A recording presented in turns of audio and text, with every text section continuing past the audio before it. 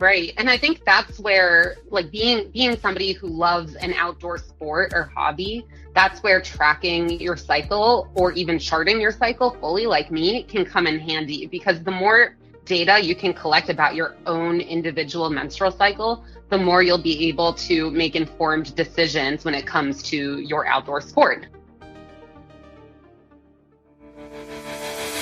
Welcome to the Woman Angler and Adventurer Podcast, inspiring real women with a passion for fishing and the outdoors to go get their adventure on.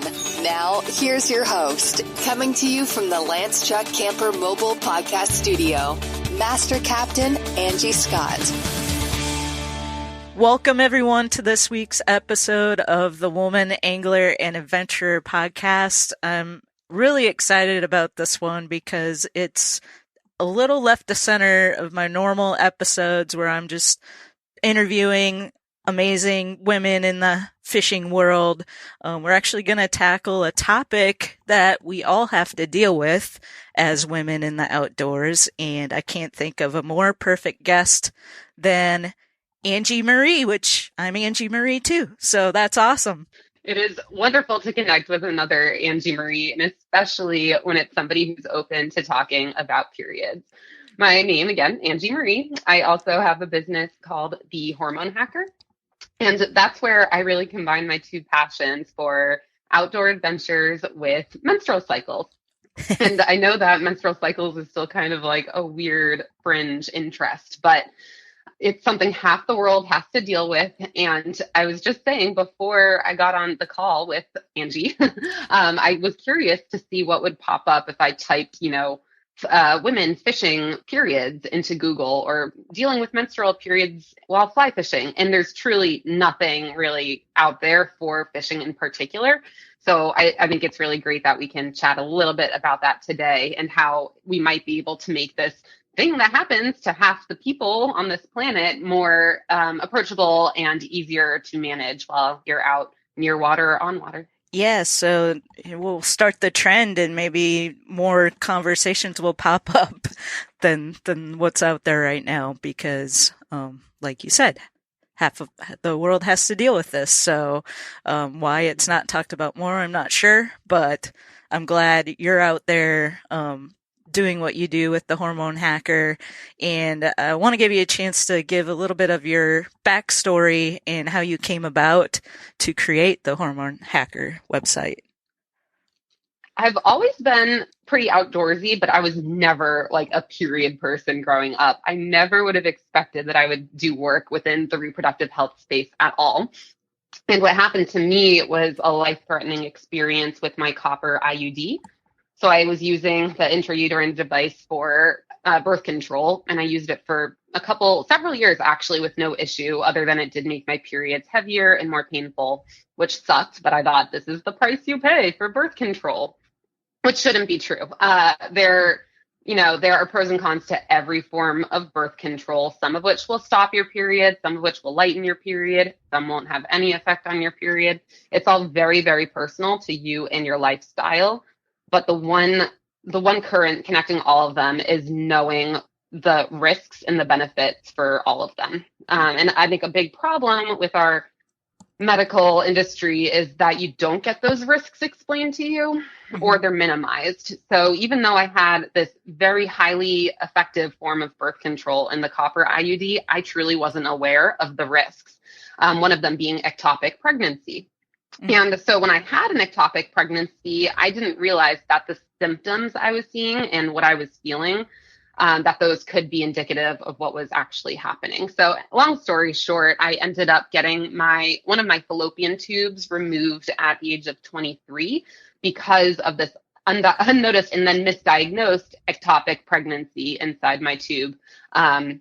And so after that, I was like, oh, shoot, what do I do about birth control? Like I was on one of the most effective forms and it failed me without anything necessarily being wrong with it. It's just that there was that small percentage failure. So I tried a hormonal IUD for a few months, which are very popular, especially for outdoorsy people with periods, because they will sometimes make your periods go away or make them lighter. Mm-hmm. However, they can also come with side effects. And for me, I was getting mood swings and anxiety, and I just felt a little bit flatter, for lack of a better word, just Mm-hmm. mentally, physically.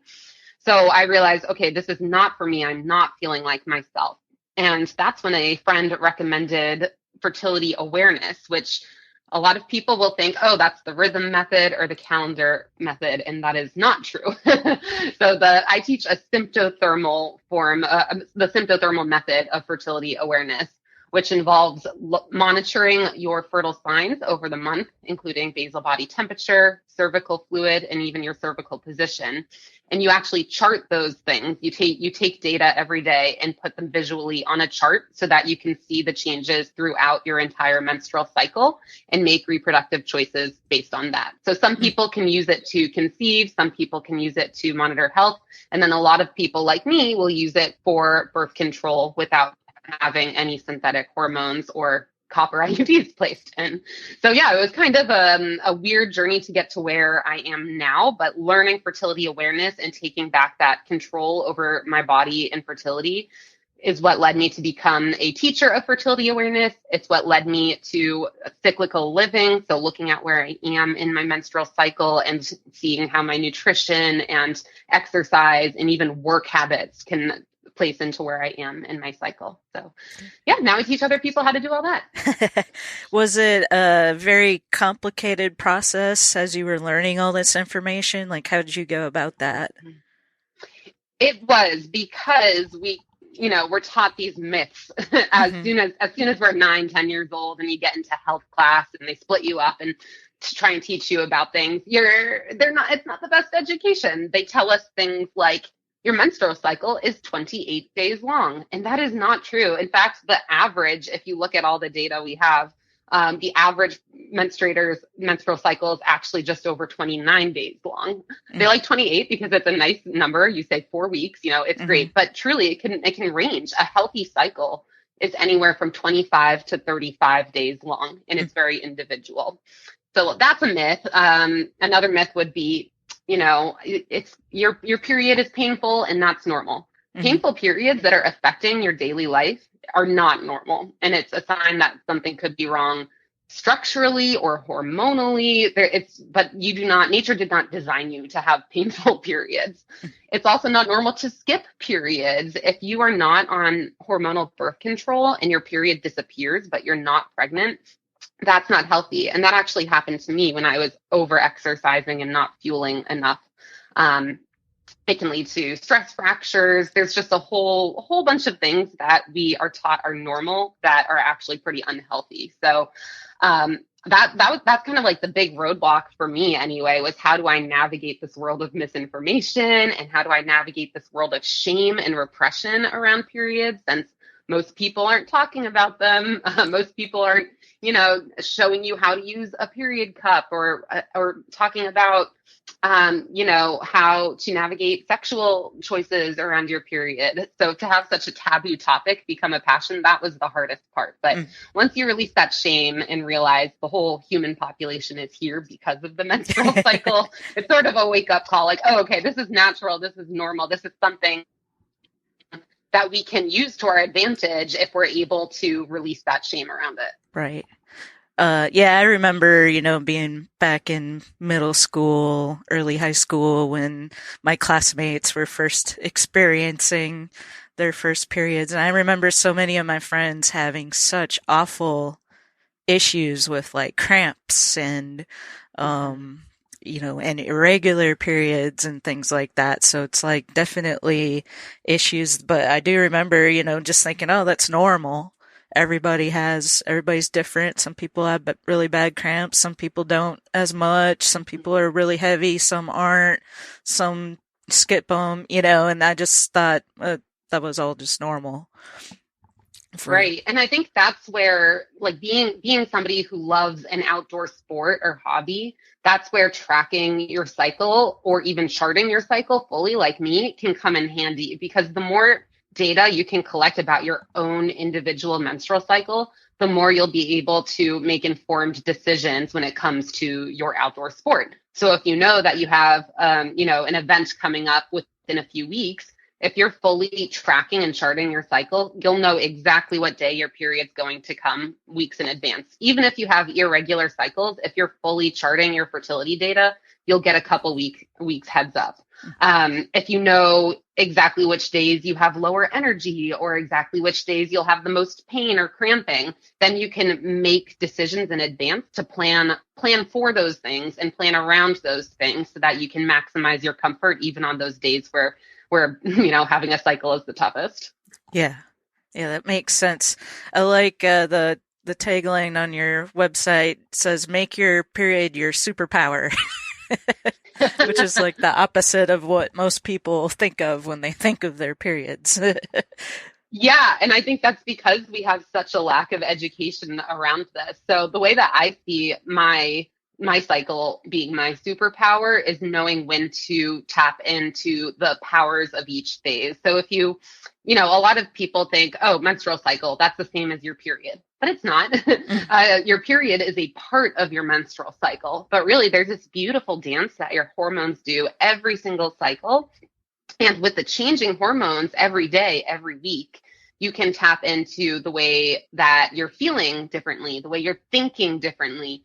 Even the way, like, I'm a runner myself, and the way that I feel and perform when running changes based on whether it's before or after my ovulation. Truly, ovulation is that one main event of your entire cycle. It's not your period, and you actually can't have a period without having had ovulation beforehand. So ovulation is the true star. That is the thing that we're looking for when we're charting our cycles. And it's a kind of defining moment of how you're going to feel. Most people will feel higher energy around ovulation and leading up to it. And then after ovulation, they'll start to have that waning energy and maybe decreased motivation, maybe decreased coordination. So things that might affect your sport. And that's not to say that you can still perform your absolute best at your hobbies and sports every single day of your cycle. It's more about preparing for those days so that you can still feel your best and perform well. So a lot of people struggle with premenstrual symptoms. They might struggle with that decrease in motivation or coordination or energy. But if you can, plan for extra recovery time or plan for extra comfort tools, then you can still do your best, even if you have a big event planned for like the day before your period or on your period. Gotcha. In South Dakota, hunting is our shared legacy, something everyone can be a part of. That's why we're focused on making our fields a welcome place for everyone. See how at huntthegreatestsd.com, where you can hear stories from sportswomen and learn what makes South Dakota the world's pheasant capital. While you're there, check out public land maps, hunting blogs, and season information for one unforgettable fall. Learn more at huntthegreatestsd.com. So you have several online courses on your website that people can sign up for based on what particular topic they're most interested in, or they can do all of them, of course. One of the courses I saw on there was period power for outdoor athletes. So I'm assuming what you're kind of talking about, you teach all that in that course. How much role does like what you eat come into play with all of this? Yeah, so I am not a restrictive eater at all. I tried that over a decade ago and it was awful for me mentally and physically. So I never, I'm also not a dietitian, so I'm not going to make any like nutrition advice to people. However, I like to use my cycle as a way to make sure that I'm, fueling with different nutrients over the course of my cycle, or I'm getting a variety of different fruits and vegetables. So for me, there's your period, there's the time between your period and ovulation, there's ovulation, and then there's time between that ovulation and the start of your next period. And you can look at those as 4 different inner seasons. So you have your winter when you're bleeding, you have your spring leading up to ovulation, your inner summer is around ovulation, and your inner autumn is that premenstrual phase. And so you can look at the way that you're eating seasonally every single cycle. So for me, I tend to do more warming foods leading up to my period and during my period. And I'll have more cooling raw foods perhaps in my inner spring and summer. So my before ovulation and around ovulation phases. So based on how you're feeling, obviously that's the number one thing to do is what do I actually want to eat that will make me feel good and fuel myself well for my sport. But for me, I've noticed that my preferences do change across my cycle and that I can make different choices on what I'm eating based on where I am. And then also be like, again, since I like to run and backpack and hike, I noticed that premenstrually, I do need more calories, I need more carbs, and I need to eat sooner after like a hard workout. So there's just things to keep in mind. And again, this is also individual, and you'll get a better idea on what's best for you the more you collect that data. Gotcha. Well, I do want to talk about, I know you're not a big angler, but I do want to talk about, I mentioned when I reached out about doing this episode, I fish bass tournaments, and typically I'm really not going to the bathroom during a tournament unless I really have to.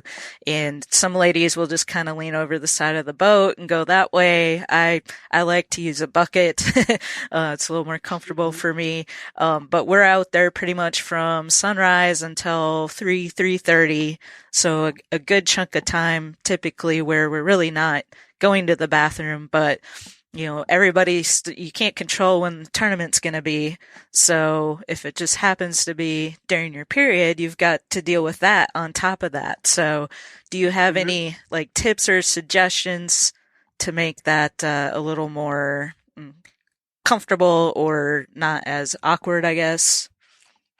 Yeah, so I think I would kind of split this into two categories of, I guess we'll call it gear, but you would have your actual like period gear or supplies, and then there's more of like what your apparel and what you're wearing to make that more comfortable. So like, for example, what you're wearing, they actually have within the past couple of years, they've made a lot of really cool products around this where they have pants that basically it makes it easier for women to urinate or, change their cup or tampon or whatever they're doing without having to actually take their pants all the way off. So I know there's a company called She-Fly, and essentially it looks like normal pants, but then if you like squat and like move the crotch around, you can basically open it up so that you can squat and pee without even pulling your pants down. And I think so that's She-Fly. And then I think another one is called Zippers, like Ziphers, Zippers. Clever. And so that's a couple brands that like it can just make it easier to urinate in a public place or, change whatever you need to change while you're out there, even on the water, on a boat, whatever you're doing.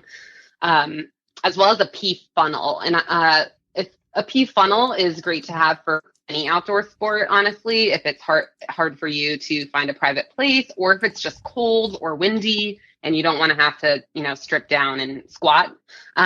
If you are going to invest in a pee funnel, which can be like $10 or less, I would suggest trying it out in the shower first so that you can figure out how to have the right feel and all of that. But then when it comes to like specific like menstrual products, usually most people will say there's two options, tampons or pads. And I think that's been changing, especially over the past, 5 years. People have really started to embrace the menstrual cup. But for me, I'm a menstrual cup user, and I love them just because they will last a lot longer than a tampon or a pad. And especially pads can be uncomfortable and they might chafe if you're using them during your outdoor sport.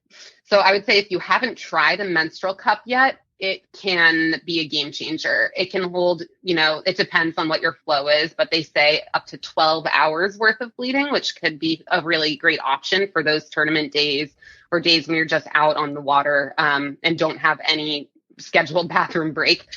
So that could be a great option for people. If you don't want to invest in a cup, but you're curious about it and want to try something like less cost at first, since a cup could be anywhere from like $20 to $40, you can try menstrual discs. So they're similar to cups, but the way that they're placed is a little bit differently. In both cases, you're going to want clean hands, which is where bringing some wipes could come in handy, making a little period pack for yourself, just a little baggie with some materials. But when you use your clean hands and find a place where you're able to insert the cup or the disc, The discs are a great option because you can get disposable ones if you're in a place where you can't really clean your cup, if you don't need it anymore. They give you the same amount of fluid collection, so you can still go 12 hours. That might be a great way for you to try out an alternative method. And then another one that's gotten really popular are period panties. And these can be good if you are on a lighter flow day, even if you don't think you'll be able to get to a bathroom for many hours. Say you're on the tail end of your period and it's a light day, those could be good even if you're outdoors, since they won't chafe like a pad would. Mm-hmm. They can still collect a good amount of light day flow. And they're just more comfortable. Interesting. So I did try the cup, and this was probably 5 years ago, maybe 6. But I felt like it had just come out. Maybe it had been around longer, but I had just seen it myself for the first time, and I was like, well, that's interesting. I'm going to try that. And I really liked it, but since it's been so long, I don't remember how long do they last in general? Like, I know you clean them and you can reuse them. Do you know how long they hold up? Yeah, so it depends on the cup because they're made of different materials. So I think I started with a rubber cup and then I moved on to a silicone cup. So depending on which material you use, you might have different, cleaning and storing methods. Mm-hmm. For example, rubber, you're not supposed to use boiling water. You can just use hot water and soap to clean at the end of your cycle when you're putting it away for the rest of the month. Whereas silicone, you can actually boil it if you want to. Mm-hmm. So rubber and I don't remember actually which one lasts longer, but in general, if you're following the protocol for cleaning it and storing it appropriately, they can last for up to 10 years. Oh, wow. And you'll notice if they're, if they're getting cracks or getting losing any rigidity, that's a sign that you'll need to replace it soon. But in general, like a 5 to 10 years for a $40 cup is well worth it compared to the hundreds you would spend on tampons. No kidding. Mm-hmm. And then, so this is probably, well, not really a gross question because it is what it is, but how do you know when it's full, like if you are flowing really heavy one day? Mm-hmm. Yeah, and this is another place where it's going to be individual, so it's ideal that you start, tracking, even if you don't want to chart your cycles in the full way that I do with your fertility signs. There are basic things you can do to track your periods and the kind of qualities about your period. So knowing what color your period is, because a bright cranberry red color is really healthy, whereas like an eggplanty color or even brown, that's not ideal. So knowing things like color and consistency, like is it clotty or is it kind of more like a normal blood type consistency? Mm-hmm. And then of course there's amount is within that too. So knowing a rough idea of whether your flow is heavy or not is very helpful because, if your period is very heavy, it could be a sign of a hormonal imbalance or something else, and it's worth talking to a doctor with. But if you have an idea of roughly how many times you have to empty your cup throughout a day or throughout an entire cycle, it might just be something you have to keep in the back of your mind. So mm-hmm. I'm actually on my period today. I'm on the end of it. It's I have 4 to 5 day periods and I'm on day 4 right now. And I know that I could leave my cup in for the full 12 hours and it still won't be full. However, I know that on my day 1, I'm actually going to be changing it emptying it every 6 to 7 hours. But that I only know that because I have been tracking for a while. So I would challenge you if you're curious to know how often you might need to empty your cup or change your tampon or change your period panties. Take an eye of when you're at home. So you're not out on the river or whatever, but you're at home for your next period. And as you're changing your menstrual products, take note of how full they appear. So say you use tampons and you know that you fully soak them when you change them.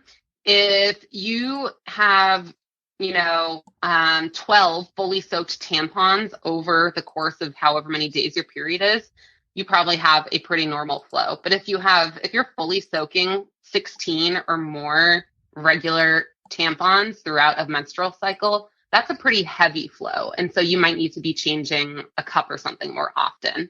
If you're fully soaking period panties or underwear, three or four pairs a day, that's a pretty heavy flow.